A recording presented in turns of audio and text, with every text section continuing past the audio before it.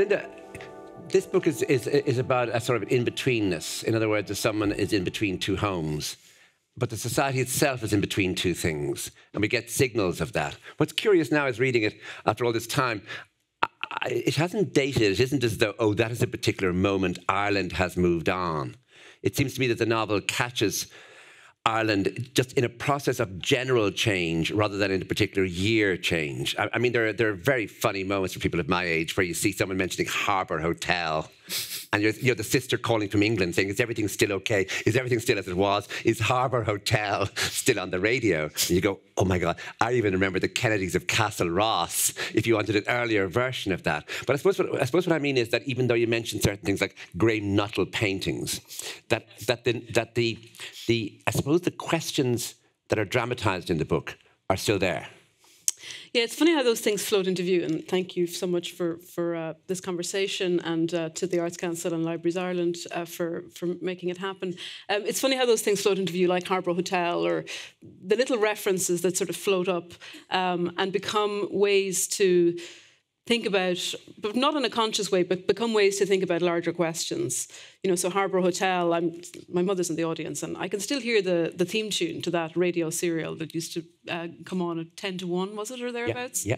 And so it becomes a sort of repository of things that people remember about Ireland, or about the way Ireland was in childhood, and ways in which it connects family members, or it connects people even though they're moving far away from each other. So moments like that, references like that, are really useful, but you can't force them into it. They have to just sort of show up of their own accord. And I think that they helped me to I suppose, find expression for that in-betweenness, that sort of interstitial, however you pronounce that word, state that the characters are living in. Mark, the protagonist, he's in Dublin doing his PhD, but he's very pulled back to the family farm, not really through his own desire, but through just the deep connection and the deep sense of responsibility to the family. And maybe in the same way, the country is sort of pulling away from old versions of itself towards something new, but being pulled back to the familiar. I think it's become clear even since the book came out that farming itself, which is one of the things that's dramatised in the book, I mean, the idea of doing a harvest, or the idea of investing huge amounts of money in machinery, or the idea of land as something that people want to build houses on, that it's become more clear since the book that this is a big drama in rural Ireland. That even I've just said rural Ireland as though that's a well-known thing, but even the very entity. Yeah, one of the things that when the book came out, there was a feature in the Farmer's Journal, and it did more for the book than any other coverage had done. That summer, I heard stories of young farmers reading it in the tractor cabs in between the tasks of haymaking or silage making. And I think that drama of the family farm, for any of us who come from a farming background, we know that it never really stops. You know, it continues to have repercussions even after the activity of the farm is done. You know, say the farming itself is given up, well, then you still have the land. You're still living around the hay shed. You're still looking at the relics of that former life. And you're still living with the neighbours who are also farming, and maybe they're not farming anymore. Maybe their sons took it over, or maybe they didn't take it over. And so, you know, where I come from in County Longford, and I drive down to see my family now, to see my parents, I'll drive past, you know, between Longford and our townland, I might drive past 10 or 15 farms which are no longer working. But they're like theatres of memory. You know, you can almost see the figures walking from the house out to the hay shed. And the idea that those fields, for instance, will become sites for housing developments is obviously a very, very contentious one. Yeah. Even though that's really, you know, realistically speaking, that's what needs to happen. But, you know, those are the theatres of dreams for generations of families. When you began working on this book, did you have a sense of what was expected of you? What sort of book people might expect you to write? And then did you have to sort of manoeuvre your way around that expectation? I mean, I'm just to be more specific, I mean that this is a book really from the perspective of a young man and his father. I mean, while Joanne gets a look in from her perspective, it really is quite male in that sense. Really, that's what I'm asking you. Yeah, that's absolutely true. Well, what's absolutely true? I mean, I grew up as a reader of Irish fiction, and as a young writer, I grew up in the realm of stories about men, and stories about and the stories about farming, for instance, or about rural Ireland, which made sense to me, were the stories of people like McGahern, or Claire Keegan's early stories as well. Now, there are plenty of female protagonists in Claire's work, but in McGahern, even though he also wrote about women, there's a sense that the central drama is the drama of the father and son. And so, yes, I found my way to the story without forcing it. These are the characters who arrived. They came up as a father and son, as a young man and his farm. In your imagination. Mm-hmm. Yeah. But then once I had them, and I was working on it for years, finding a new shape for them, for this story, I think that was something that being away from Ireland helped me to do, because I started it in Ireland, but I moved to New York with it and worked on it when I was at Columbia. One of the things that happens in America is you get all these new words and you come home with them and you think that they're out of fashion already here. But one of them is the word, it's called intertextuality. And intertextuality is where you have a book like this, and then within this book, you have another book to which there are sly references, so that as you're reading this book, you're aware of the author is called Belinda. You're aware that there's a book called Belinda by Mariah Edgeworth. There's a sly joke about the book that it isn't very good, something compared to other works, which is not true about Mariah Edgeworth. And but that our character Mark is doing his PhD on Mariah Edgeworth, and he feels that he has a certain insight into her because he comes from near where she lives, which I think isn't helping his thesis very much. But you have those jokes going beautifully through the book that, there was this woman in 1801. She knew Jane Austen. She maybe kissed Sir Walter Scott. Jane Austen actually sent her book Emma. Well, I didn't check your facts on this.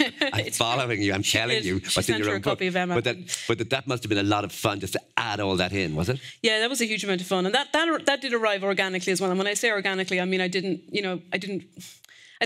I'm going to put Mariah Edgeworth into this book. I had a PhD student. He was from Longford. He was a PhD student in English literature, and then I realised, he's writing about Edgeworth. I mean, there were moments when writing the book when the realizations like that would arrive in my mind as surprises, and I think the realization that he was writing about Edgeworth arrived as I was driving through Edgeworthstown one day, or as I was moving through Edgeworthstown. I thought, no, that's what his subject is. It's Mariah Edgeworth. And then a lot of those things you point to, which are funny, but are also kind of like really parochial and really kind of, little cringe-inducing and a bit charming. The idea that when there's a very famous writer from your area, and you come from a small rural area, I mean, it's vexed with Edgeworth because the Anglo-Irish, the Edgeworths owned the estate. They owned the town, Edgeworthstown, essentially. So it's not straightforward, but the kind of pride and connection that, say, a young writer or a young academic might feel to that figure there's something very touching about it, but it certainly isn't enough to be the basis of a scholarly dissertation, And I think that's what the character Mark is getting caught up with, that he realises he started this out of a sort of look who's from Longford kind of impulse. And then he realises, well, actually, I have to think about ideas of realism and representation and Irish history that aren't really that interesting to me, but I'm stuck with it now. There's some lovely side characters in the book, especially there's a solicitor who gets an amazing pair of shoes which have red soles and wanders about in them. But there's a fellow called McCarthy. And it's an interesting thing to do if you have someone doing a PhD in Trinity College Dublin and he's got a professor. My instinct would be always the professor must be Anglo-Irish or posh or drinking sherry in his room. But this McCarthy is a gurrier. This McCarthy who just knows, he knows this guy's not writing his thesis. And there's a meeting where he puts his hands behind his head and sort of looks up at the ceiling, just sort of utter contempt for all students. And it's the thing that if he were posh and sherry drinking, it wouldn't have the same effect as being McCarthy. He's called McCarthy. Does he have a first name at any point? He's McCarthy. He's just McCarthy. And there's something about, like, you just live in fear of him because he sees you coming. There's no way you can claim, any form of excuse because he just knows what you've been doing. You've been drinking and taking drugs. And also he doesn't want to sit down and talk with Mark about his dissertation. He has his own thing. He wants to go to West Cork on his holidays. He wants to go to West Cork, and he's ambitious as well. He's an ambitious professional academic. He's going to conferences. He's getting his citations. He's building towards his promotion. He's probably going to put the fear of God into me, I have to say, because that scene where you haven't delivered, and you've got to arrive in, and this guy's looking at you. It's got the measure of you. There's a scene that I love. I loved it the first reading, and this time round even more, where, Dublin is changing. We know that. So what you need now are images for that. So you need the image that someone is living in this tiny cottage. There's hardly room in it for a bed. And yet they're giving a major party, and they've done it up so that it could be in the Irish Times. That photograph of the interior, how they got that house to look like that, since there's no actual house. There's just like a few clever use of space is what they would say in the art. Clever use of space. And but the boys bring beer. They're going to a party, so they haven't lost the habit of just a six-pack, or not six-pack anymore, but cans of beer. But when they arrive at the party, they find that no one else has brought beer. They've all moved on. They've all got jobs. They're all living in the city. And, of course, you don't bring beer to a party anymore. You bring wine. And when he opens the fridge, he sees not only have people brought wine, but there is a reference to all the types of fruit, the new types of fruit, but also the champagne bottles. So you're watching, a moment. It's not that everything is like that, but Mark himself just hasn't caught up yet with just how I suppose that idea of just beer belongs to a decade earlier on. Well, that was the Dublin that I came out of college into. That was Celtic Tiger Dublin, right? So I graduated in 2000 and lived in Dublin for 5 years, working as a journalist, going to parties. And there was a certain, it was a straddling from the student life, which had been very grungy in 90s, where we were just living in kips and definitely bringing beer to parties, not just bringing beer to parties, but jealously guarding your beer, making sure that you hid it somewhere so nobody could get it. And the etiquette was that you certainly didn't take somebody else's alcohol. Then to the much more glamorous parties of early 2000s Ireland, where, yes, people might be living in one-room cottages in Inchicore or Ringsend or wherever it was, but they were living in places that looked like they were out of House and Home magazine. It was a new, much more confident, sophisticated version of being an Irish person, And that was that was my experience of Dublin, moving from, I'm not moving, I stayed in the same places, but I suppose my sense, the versions of Dublin that I was inhabiting and socialising in, especially. I think journalism, I was an arts journalist, that opened up certain possibilities for me. It meant that I could see the different ways in which people were living. And at that time, there was a lot of money going around. I think one of the problems about writing a novel about, say, I'm from Enniscorthy, so I used to get the train down from Dublin to Enniscorthy, and get the train back up from Enniscorthy to Dublin. And that journey to Longford in your book is that that there is, no matter what you do with that, a sort of mythological feel to it.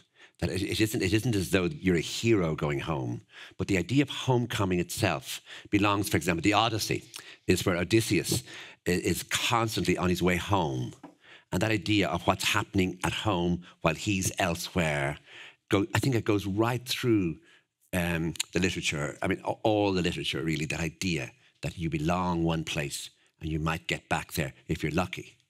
And just working with that idea then, there are moments in the book, there's one particular one that really struck me, where he's talking about really how much he doesn't like the Lynches, especially the father. And then it goes, that had been the solicitor's name, Frank Lynch. He was dead now. But Mark's father still hated him. So, right, we have that. So he was dead, and Mark's father still hated him. But it's the next line now that I get very interested, because it says, Mark remembered being down the fields with his father. Notice just down the fields, you're getting the sort of, I suppose, the colloquial thing. Mark remembered being down the fields with his father the day Lynch had been buried, and seeing the funeral procession pass slowly on the road, and watching in disbelief and in discomfort as his father had turned his back. And I think anyone, again, I don't think you have to even be Irish to know that turning of the back is an enormous mythic moment, that it isn't merely he didn't like him and so turned away. But to turn your back on a procession, this is a ritual in which everybody knows what you must do. And he doesn't do it. And he's not doing it, seems to me, to actually have a lot of power in the book. I think that's something, that kind of attitude or that kind of behaviour is something that by the time we meet him, Tom has kind of grown out of that in a way. Like he's mellowed. He's become, certainly by the end of the book. But, you know, to tap into that, the possibility, because I also think that's a shocking thing to do. And I don't, it's not written out of life. I don't know of anybody who's done that. But I certainly know of, you know, petty local hatreds and disputes that could produce that kind of bile and that kind of, and probably that would be a move that a character would deeply regret as soon as they'd done it. But I suppose I'm not talking about it as something that could happen or might have happened, but once you put it into the book, you sort of lift the argument in the book. You lift, I mean, you bring in ritual, and then you bring in breach of ritual. Yeah. And so, and because you're dealing with it with, I think, one of the great stories, which is Romeo and Juliet, then we are dealing with certain levels that lift the novel from that weekend going home business into some other state, which I think exalts it or lifts it out of what Mark might call realism. He objects to Maria Edgeworth being described as a realist writer. And in a way, with some of this, what you're doing is lifting this, what might seem an ordinary story about the way people live in Ireland into some other realm. But I think that Irish life offers those kind of opportunities to lift things out of ordinariness or everyday all the time. I mean, a lot of the moments in the book that were inspired by any kind of anything, not just things that I saw or things that I heard, but attitudes and relationships and the ways that people behave towards one another. A lot of those moments are rooted in ritual, whether it's just the way people behave in the local shop towards each other, or the way people behave at a party, or everyday life is full of those moments where, as a writer, you look at them and think, God, that's such a powerful metaphor, or you couldn't make that up.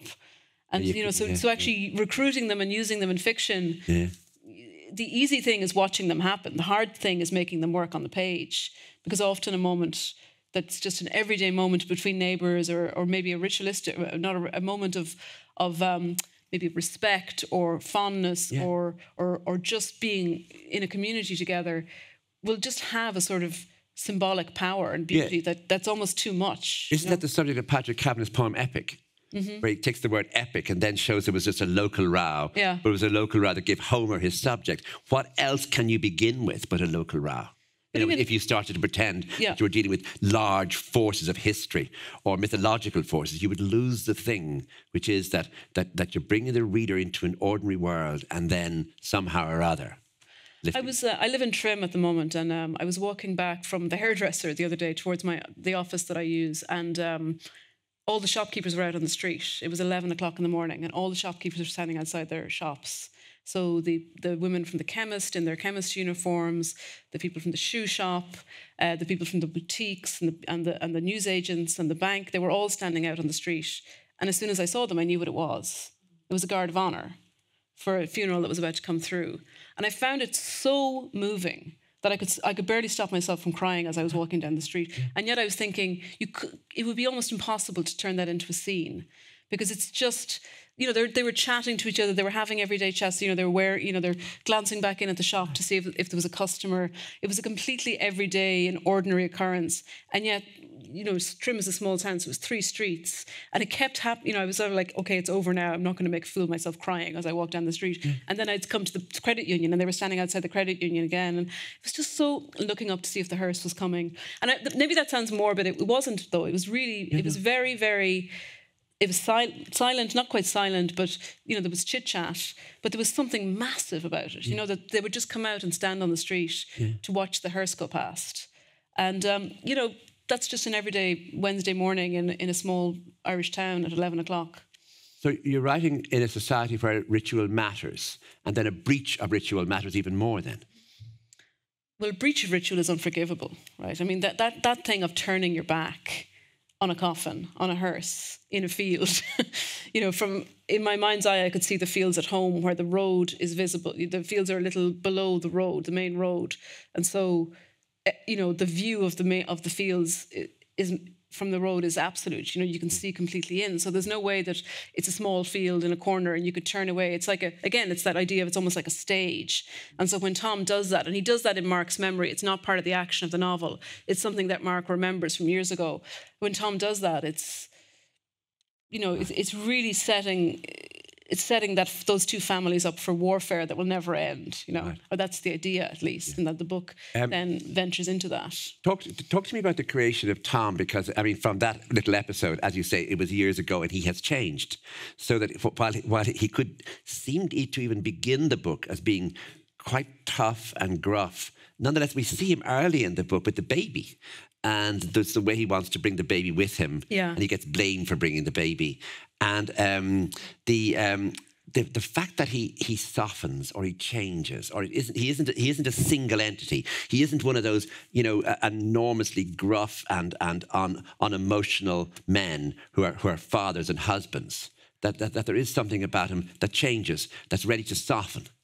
And that was the work of writing the book, because it didn't start. The structure of the novel took years to work out, and so where it starts now, which is, it had been years since Tom's son had spent so long at home. He stayed almost the entire summer. That was, say, the middle of the book when I wrote it, and then I decided to kind of move it back to the beginning and then move forward from the knowledge that something had happened. So when I started Solace, it was begun as a short story which I wrote overnight for the Davy Byrnes competition deadline. Did you win? No. Ha! Why not? Okay. Because Claire Keegan won, or Alan, I can't remember who. But this would be 2003 or 2004, early 2004, and it had been cooking, kind of gestating in my mind as something I wanted to write about. I can't. It's a long time ago, now, 20 years ago. What scene was the short story then? Was the what was it? It was Christmas, when Mark comes home with the baby first, and he comes home before Joanne. He comes home with the baby, and she's still working. Yeah, right. Yeah. And so he comes home to the house, to his parents' house around solstice. Yeah. And I think the Newgrange stuff was added. It wasn't part of the original short story that I wrote, at my desk in Stony Batter and overnight. He came home with the baby, and his father was sort of essentially disgusted that he'd come home with, not that he'd come home with a baby, but that he'd come home and was a father who was getting up at night with the child. Yeah. And this is the scene. I remember, Tom going out to farm at 5 o'clock in the morning, even though it's winter, and Mark is up with the baby feeding her, and Tom is going out to farm, and Mark is like, where are you going? It's 5 o'clock in the morning in December. You don't need to go out. Yeah. And Tom says something like, I have to work. Yeah. This is sort of rivalry between them. That was just the nub of it. And then I think that original story had contained within itself the drama of their falling out. So it was to do with the hay shed. I can't remember, but it was almost as though elements that then expanded into a whole story were together in a short story of maybe 10, 15 pages. So, I mean, what you're talking about is that you're dramatizing a sort of softening. A sort of that both of them in their own way are forced, not necessarily to reckon with each other, but just to behave in ways that are out of character. That it isn't as though, for example, we don't see them in the pub being with the group. They go with each other only. They hate other people listening in. They're quite isolated in that sense. Mm-hmm. But it isn't as though they're in a permanent battle with each other for power. It's something much softer than that, and therefore much more dramatic, because you don't ever know as the reader what's going to happen next. Yeah, I mean, the softening sounds kind of inevitable when you talk about it in the aftermath, that's how a character develops or changes, that they become less angry and less embittered. But in the writing of it, it was less about trying to get them to mellow or to soften than putting them in circumstances which forced them to be alone. So they're both, I think it's a book club event, so people have probably read the novel. I mean, they're both alone in really, really profound and fundamental ways by the middle of the novel. And so that, shifts perspective, it changes perspective. But it also means that they just have to reckon with the truth of what it's worth getting angry about and what it's worth getting fussed about. And that the battles of the beginning of the book, where they're fighting over, is Mark coming home to farm or not, and they're fighting over the neighbour's son doing more bailing than Mark has ever done in his life. That all comes to seem petty, but at the same time, it's something that could easily flare up again at any moment. And it's another ritual as well, which they can work with. Yeah, and you talk about the breach of ritual. I mean, not coming home to when the bailing needs to be done is unforgivable. Yeah, you know? Like for a farmer's son or daughter, whoever it is that's meant to be helping with the farming, that is in itself, like, you know, the idea that you would fail to come home on one of those hot days in summer because there's so few of them. You would fail to turn up, and that you would come home and your father would be going around the field in the tractor without you. You know, you really know you fucked up. Yeah. And there's going to be trouble. You know, people love saying Irish writers are divided into two groups. But just let's say they are, and let's say that the big question you have to deal with in every novel is, what are you going to do about the guards? Because no other country has a group of policemen that are known as the guards, the Gardaí. Is it a capital G, small g? Do you do it in Irish, the Gardaí? Do you do it as the guards? Or do you try and call them the police? Which would be the weirdest idea. You know, in an Irish novel in the middle of the countryside, oh, they were stopped by the police. Was that were they in the north? Like, where were they? So, I mean, it's absolutely marvellous to find on page 26, they became as quiet and uneasy as though they'd opened a solicitor's letter or answered the door to a guard. And you go, great, guard. And there's another one that's hilarious, because I've been having a big problem with doing a line. Now, I'm talking about Anna Fogarty in, 1976. And she says, oh, they were doing a line. And obviously the editor in America said, but I don't think. And I said, would you get a life, God's sake? They're having some sort of romance. And that's called doing a line. But by the time you come to doing a line, here it is. She could remember talking to him and flirting with him and kissing him and going into the bedroom with him and doing a line. Now, I know what this is. That's the big change maybe in Ireland between 1976 and, I mean, this is maybe 30 years later. The 30 years is about this phrase, doing a line, has moved from its, hardly its original meaning, but I mean one meaning, to an entirely different meaning. Yeah. And both can be put in casually into the book. Right, I mean... But I don't know what the question is. Yeah, It's the question card. I just wanted to point it out. I mean, obviously the arrival of sushi, but there's also a moment where it's funny how in a novel, if you can get this right, little moment that should be nothing, should be an ordinary thing that would happen in a car, lifts. Because Mark doesn't tell lies, there's a moment when a text comes in on his phone. His father is driving him, he's back home, and his father just says casually, what's that? And he looks at the text, and it's from Joanne, it's from his girlfriend. He just met her. I don't know what she is. Anyway, he's just met her. And he doesn't want to talk about it because, you know, there's been so much drinking and stuff. And he just says is it Mossy? Yeah, he just says from Mossy. And you don't know that as the reader for a while, for a few more pages, until you get it from Mark's perspective, that it's actually Joanne sent the text. And I think it's the only lie like that in the book. And it goes, ooh, that moment for him to tell his father it's so-and-so when it's not so-and-so. And the reader only to find it out later. It has a funny power in the book where you realise that's another breach, not just of decorum, but something larger than that. The thing is that Mark is almost 30, you know, and so he should be able to what we now call boundaries, right? He should be able to have boundaries.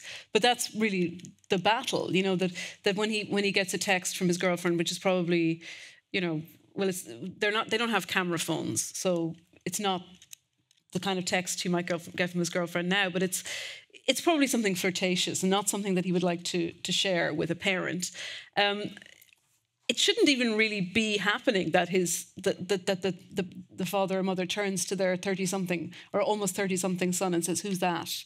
But that's the code, you know. That's the weather of that family, you know, that they're in each other's business and they're expected to be in each other's business all the time. Yeah. And unless he can assert some sort of space for himself, he's never really going to grow away from that. He will actually end up coming home and taking over the farm just because he's too awkward to say, actually, I don't want to, you know. And I think Yeah, a lot of farms can't be had. A lot of farms have been taken over because somebody was too awkward to say, no, actually, I don't want to. And I think for a novel, that's a marvelous thing. I mean, I know it's in life it's not good, but in a novel where you can show what someone is thinking, you can show what someone is saying, and you can show the great gap between those two things. For example, that it isn't as though Mark is ever capable of saying to his father, would you stop? Like, I'm in Trinity, you know, I was drinking all night, I was taking cocaine. Because that sort of conversation can't happen. But it can happen in the novel. In other words, you can show what sort of weekend he's just had, or what sort of Friday night he's just had, Saturday night. And you can then show how little he's saying, and the reader can love the business of being included in both, and the gap between the two. So I think it's something that sort of idea of silence, of not just lies, but silence, of a gap between what's said and what's true, is something that really belongs. I think that you can work with that as a novelist. In a way, the truth is not very useful to a novelist. The mediation role that Maura, Mark's mother, is, I was going to say is forced to play, but actually chooses to play, was a really big part of the story as well for me. You know, how much they've both, like father and son, have come to depend on her to be a go-between. You know, to tell Tom something that Mark doesn't have the courage to tell Tom himself, or to communicate to Mark something that Tom wants to tell Mark, but he certainly won't. Humour, you know, he won't. What's the word I'm looking for? It's a phrase. Maybe it's a Longford phrase. I can't think of it. But he won't belittle himself to ask his son to come home to help with the hay, for instance. Yeah. He wouldn't give him the satisfaction. That's the phrase. Oh, I wouldn't give him the satisfaction. I don't think that's a Longford phrase. I think that's... How dare you? Yes, it is. The Maura then ends up in this in-between role. Yeah. But you know, one of the questions is, does that make her like a victim, or does that make her a creator? You know, who's creating the family dynamic, and how, you know, who has responsibility? They all have responsibility. They're adults. They're three adults. You know, the sister got out of Dodge. She's gone to England, but the mother and father and the son are in this codependent. You know, we have all these words for it now, but stepping around each other in a sort of dance where, you know, if Mark were to say, actually, Dad, you know what? I'm going to be an academic. I don't want to come home on the farm ever again. Bye. I love you. Can you imagine? There'd be no novel in that. Yeah, there'd be no novel, you see. But I just before we take questions, I want to point out, I mean, it's probably a wrong thing to do, is to point out a stroke of genius in the book to you, just in case. Oh, please do. In case you need it. You know, so just let's imagine this scene.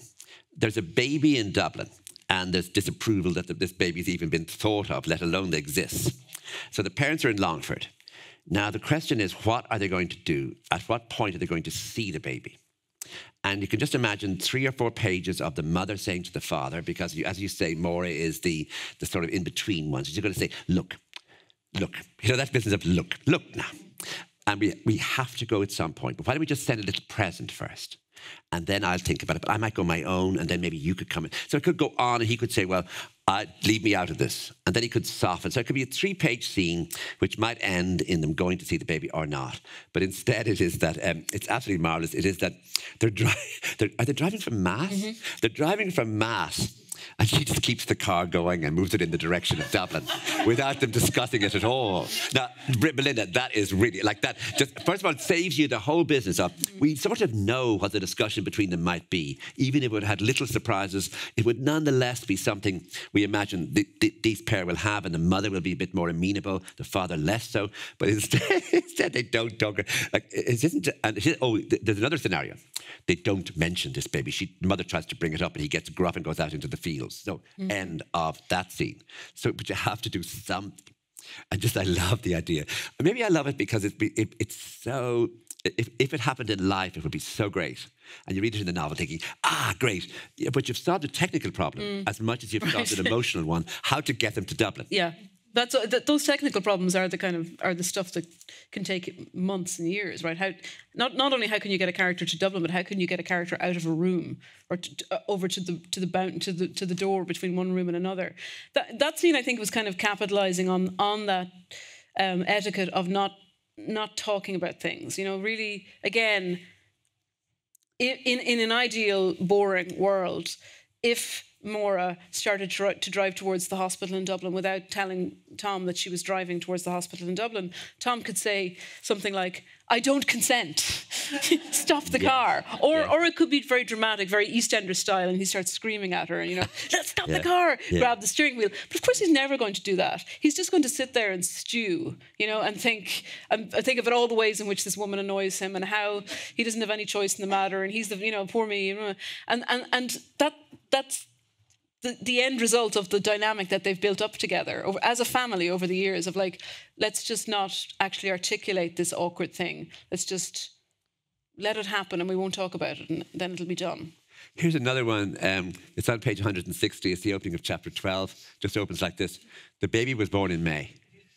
And I think if you're ever teaching creative writing, could you just get on with your story? Like, we know there's a pregnancy. We know there were birth pains. We know all the trouble. Could you just get on with it? Like, but spring came. Christmas was over. You know, and just like, and you can't do it twice, I don't think, in a novel, where you just need to move the time, really get it on. So it's just, it might seem like the plainest sentence. It might seem like the easiest thing to come up with. The baby... Chapter opens, the baby was born in May. And I think it's really important in every novel. There's a moment where you leave out a crucial 3-month period where you just don't put it in. And leave it to the reader's imagination. Often you will write that and just trash it, but I didn't. And I think, you know, in some ways that was... Those very forceful decisions were a consequence of the novel being written while I was taking an MFA. I was doing workshops. You mean those strokes of genius? Those strokes of genius were actually pressured. It was the pressure of having to submit 20 pages to Heidi Julavitz or Vinnie Kirschenbaum on a Monday morning and thinking, well, I have to get that baby's going to have to be born, so there, she's born, you know? Yeah. And it was a sort of like, if I'd been left to myself, I'd probably still be writing about the pregnancy. You know, 15 years later, you know, but because of that sort of sense of get on with it, people are waiting, and you need to move this, keep this moving, keep this moving. Things like that happened. Okay, you know. Well, thank you, Colm, so much. Okay, well, thank you very much for Belinda, and thanks very much to the Library and Arts Council, and thank you all for coming. Thanks for coming.